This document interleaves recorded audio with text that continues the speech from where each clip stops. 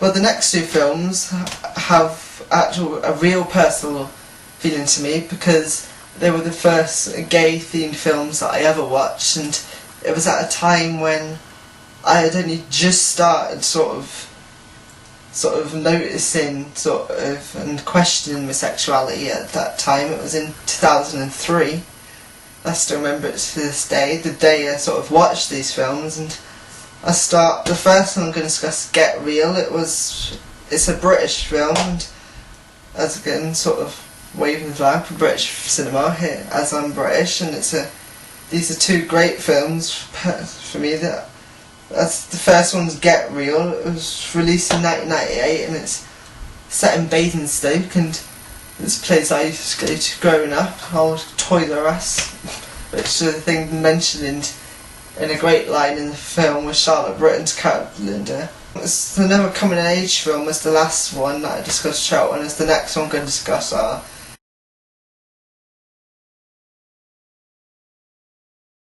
Get Real.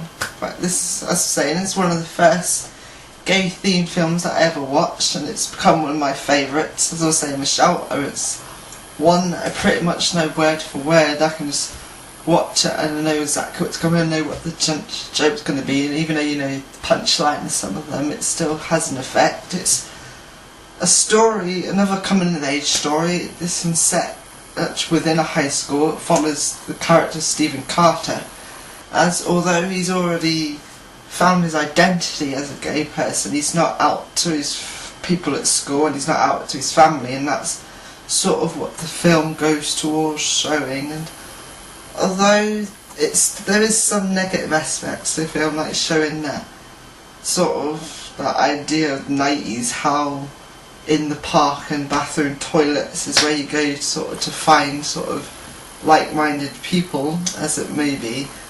But it then goes towards showing his relationship with sort of the popular character in school, the jock, who is sort of the character of John Dixon, played by Brad Gorton. You see their relationship grow, and sort of the tribulations that comes with John sort of finding his identity sort of as a gay person, but still keeping up that pretense of the straight person, mostly with his family. And this sort of goes sort of a push-pull within their relationship, because Stephen is sort of, you see him being bullied sort of in the school and sort of picked on, mostly because although he goes denying his homosexuality for quite a part of the story, apart from to his best friend Linda, played by Charlotte Britton.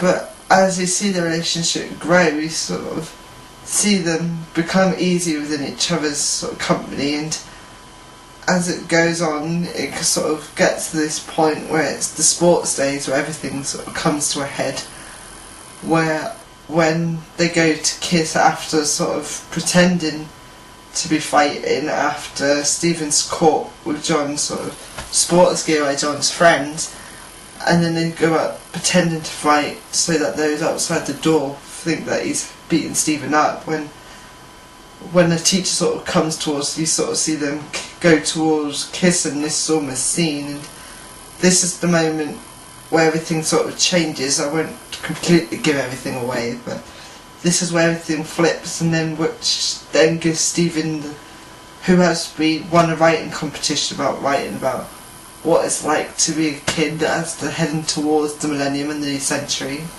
As I say, this film was released in 1998, so still in that borderline with the ideas and stuff, and you sort of then get this great moment where he goes to collect the award he won, but then you see him come out to everyone on stage in front. You sort of see as the head teacher's response, which sees negative, which sort of amplifies one of the stories in the film about sort of an article that Stephen writes called Get Real, about what it's like to be a gay student within a school where it's not necessarily accepted, or where you feel you are the only person there who is gay. And they try to put this in the school newspaper, but then it's banned by the head teacher, who says it doesn't have a place in the school, this sort of establishment. So that leads towards a censored page in the school newspaper, which then brings about the big scene of Stephen's coming out, which I was talking about. And this is just a great film for showing sort of the stages people go towards, even though in their own mind they may be comfortable and totally fine with their identity. They're still not at that point where they feel they can reveal it to everyone. And it's something at that time, it was 2003 when I first saw this film, so I was only 13 at the time. And this was a time when I was just starting to question things, so it's a film that really did resonate with me and really had an impact. And even today, I've only just been able to find it on DVD, and it's a film that another sort of really good, quintessentially British. It has a real British tone to it. Coming of age film, which I think everyone should check out. And it's another one, that I really like, and that's I recommend it to everyone now, and that's Get Real. I'm gonna stick with the British coming of age films again with my next and final film I'm gonna discuss in this video, and that's Beautiful Thing. This film that was released in 1995 or 6, I always sort of alternate between that year, I never really know. And it was directed by Hetty MacDonald. It was based on a play by Jonathan Harvey, and it's again set quintessentially British, set in a London sort of flats and estate, which is set within the 90s and has a real 90s sort of British feel to it. And it follows the story of Steve and Jamie, and you see them sort of Steve, who's in a sort of dysfunctional sort of family unit where violence is involved, and Jamie's raised in a single parent household with the character of Sandra, his mother, and you see their sort of relationship grow as more Jamie starts to discover his sexuality. You sort of then see him more as Steve, who's also a bit off-puttish at times because of the people around him. And he doesn't exactly want to commit to an identity now of being gay, which is where the story sort of goes towards. And it's quite a short film, it's only an hour and a half, and in that time you see the initial sort of prospect of a relationship growing, and then you see it sort of follow through up until the moment at the end of the film where the more of us are ready to commit to a relationship, as Jamie and Sandra are going to move off the estate. But what I love about this film is it doesn't just follow their storyline, you see those around him. You see also Jamie, who is sort of like the central character of the film, I would say. You see his relationship with his mother, who's played by Linda Henry, who's one of my favourite British actresses, and this is a time when I was obsessed with the TV series Bad Girls. And when I saw this film for the first time, it was just before she left the show.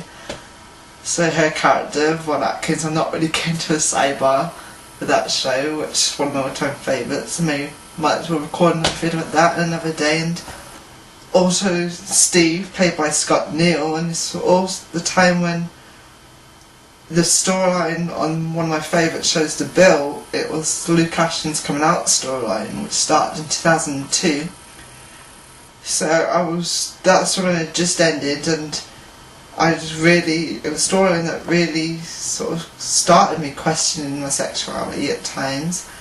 And so as that was ending, so I found out that Scott Neal had been another gay themed character within Beautiful Thing.